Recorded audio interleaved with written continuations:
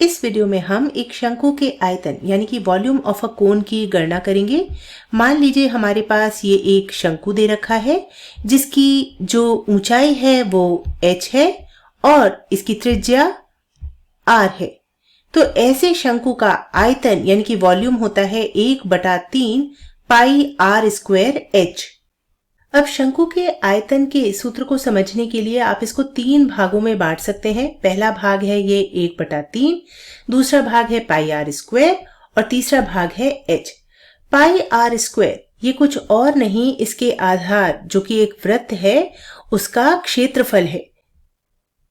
और जब हम इसके वृत्तीय आधार के क्षेत्रफल को ऊंचाई h से गुणा करेंगे तो हमें एक ऐसे बेलन का आयतन मिलेगा जिसकी ऊंचाई होगी h और त्रिज्या होगी r।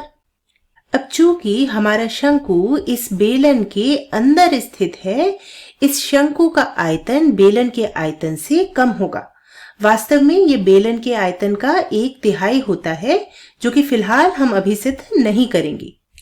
तो शंकु का आयतन याद रखने का एक तरीका यह भी है कि आप इसको बेलन के आयतन के 1/3 के रूप में याद रख सकते हैं, जहां पर बेलन की त्रिज्या और ऊंचाई वही है जो हमारे शंकु की थी।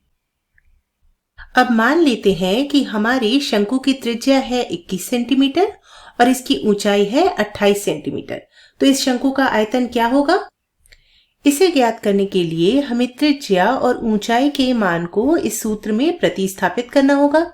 तो चलिए यहाँ लिख लेते हैं। h का मान है 28 सेंटीमीटर और r का मान है 21 सेंटीमीटर।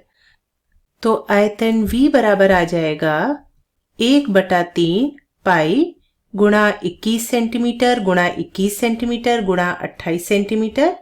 अब पाई का मान हम 22/7 प्रतिस्थापित कर सकते हैं। तो यहाँ से हमें आयतन मिल जाएगा v बराबर 1/3 गुणा 22/7 गुणा 21 गुणा 21 गुणा 28 और ये centimetre cross centimetre cross centimetre मिलके बन गया सेंटीमीटर क्यूब। तो इसे हमने यहाँ लिख दिया।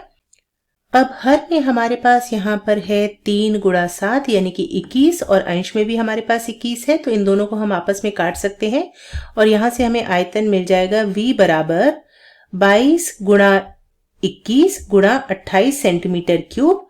और इसको हल करने पर हमें v बराबर मिल जाएगा 12,936 सेंटीमीटर क्यूब।